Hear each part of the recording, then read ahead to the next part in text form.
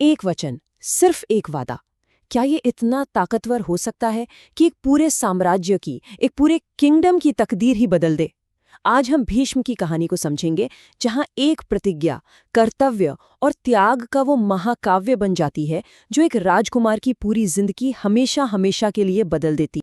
यही तो सबसे बड़ा सवाल है जो भीष्म की पूरी जिंदगी के इर्द गिर्द घूमता है कि कैसे एक इंसान का लिया हुआ वचन उसके अपने हक से, उसकी अपनी खुशियों से और यहाँ तक कि उसके नाम से भी बड़ा हो गया। तो चलिए इस जबरदस्त कहानी की परतों को खोलते हैं और इस रहस्य को समझने की कोशिश करते हैं। तो हमारी कहानी शुरू होती है एक बिल्कुल आइडियल राजकुमार से। एक ऐसा राजकुमार जिसकी किस्मत में हस्तिनापुर के सिंहासन पर बैठना लिखा था, लेकिन फिर एक चुनाव ने सब कुछ पलट कर रख दिया। मिलिए राजकुमार देवव्रत से, राजा शांतनु का गौरव, हस्तिनापुर के होने वाले राजा और अपनी पूरी प्रजा की उम्मीद। मतलब हर तरह से उनका भविष्य एकदम साफ और तय लग रहा था। कोई सोच भी नहीं सकता था कि ये रास्ता कभी बदल भी सकता है। लेकिन देवव्रत की कहानी में ना एक डिवाइन एंगल भी है। वो सिर्फ एक राजकुमार नहीं थे, बल्कि असल में एक वसु थे, मतलब एक दिव्य प्राणी जिन्हें एक श्राप की वजह से धरती पर जन्म लेना पड़ा था।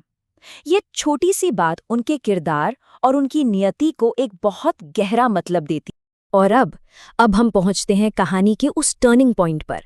एक प्रेम कहानी जो राजकुमार देवव्रत की जिंदगी, उनकी पहचान और उनका नाम सब कुछ हमेशा के लिए बदल देगी। देखिए, इस पूरे संघर्ष की शुरुआत तब हुई जब देवव्रत के पिता राजा शांतनु सत्यवती नाम की एक आम लड़की के प्यार में पड़ गए। उन्हें क्या पता था कि उनका ये प्यार एक ऐसे महान त्याग की नींव रखने वाला है जिसकी कहानी सदियों तक सुनाई जाएगी। और बस यहीं पर देवव्रत एक मुश्किल मोड़ पर आ खड़े हुए।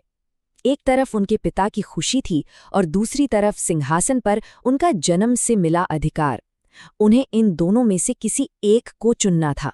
सत्यवती के पिता की शर्त बिल्कुल साफ और सख्त थी कि भाई उनकी बेटी की शादी राजा से तभी होगी जब उनकी होने वाली संतान ही हस्तिनापुर की अगली राजा बनेगी। अब इस एक शर्त ने देवव्रत के सामने एक ऐसी चुनौती रख दी जो लगभग नामुमकिन थी। और अपने पिता की खुशी के लिए देवव्रत ने वो किया जिसके बारे में कोई सोच भी नहीं सकता। उन्होंने दो बहुत ही कठोर प्रतिज्ञाएं ली। पहली कि वो उस सिंहासन पर अपना अधिकार हमेशा के लिए छोड़ देंगे, और दूसरी ये पक्का करने के लिए कि भविष्य में उनकी कोई संतान भी सिंहासन पर दावा न कर सके, उन्होंने जिंदगी भर ब्रह्मचारी रहने का वचन ले लिया। उनकी इसी भीषण प्रतिज्ञा की वजह से इसके सम्मान में ही देवताओं ने उन्हें भीष्म नाम दिया। उस दिन राजकुमार देवव्रत मानो खत्म हो गए और जन्म हुआ भीष्म का, एक ऐसा नाम जो खुद उनके त्याग की पहचान बन गया।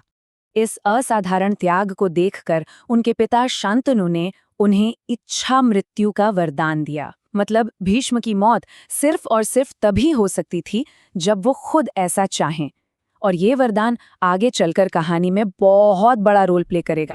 तो चलिए अब देखते हैं कि इस प्रतिज्ञा ने उनकी जिंदगी को आगे कैसे बढ़ाया और कैसे वो एक राजा की जगह सिंहासन के रक्षक बनकर रह गए। अपनी प्रतिज्ञा की वजह से जो सिंहासन असल में उनका होना चाहिए था, भीष्म उस पर कभी बैठे ही नहीं, बल्कि वो उसी सिंहासन के सबसे बड़े रक्षक और सेवक बन गए।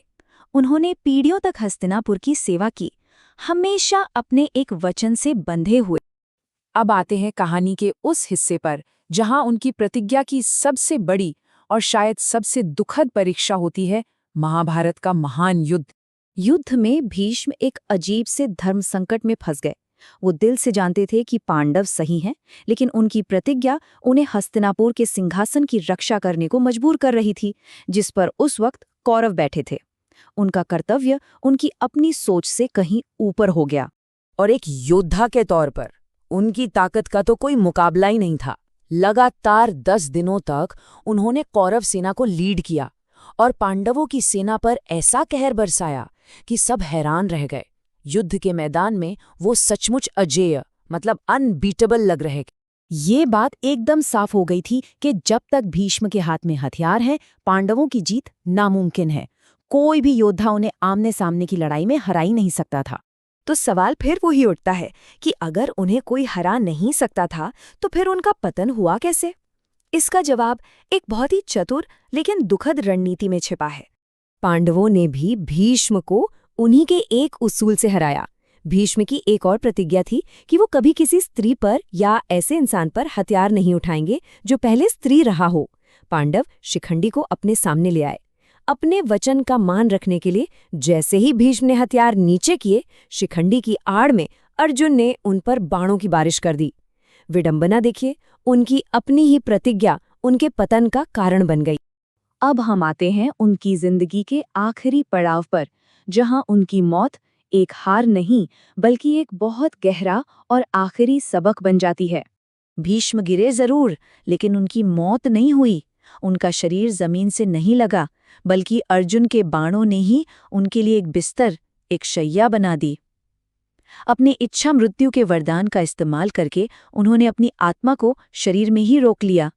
बाणों की उस शैया पर लेटे लेटे उन्होंने मृत्यु के लिए सही समय यानी उत्तरायण का इंतजार किया, और इस दौरान उन्होंने युधिष्ठिर को राजपाट, कर्तव्य और धर्म का वो अनमोल ज्ञान दिया जो किसी किताब में नहीं मिलता।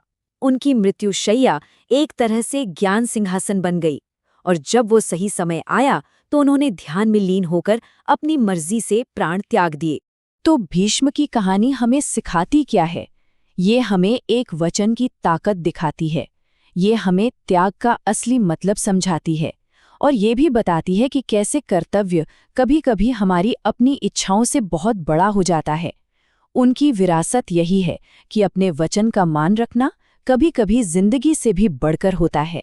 और आखिर में हम एक सवाल के साथ इस चर्चा को खत्म करते हैं। क्या भीष्म का अपनी प्रतिज्ञा पर इस तरह अटल रहना ईमानदारी की सबसे बड़ी मिसाल थी, या एक ऐसी दुखद गलती थी जिसकी वजह से महाभारत जैसा विनाशकारी युद्ध हुआ?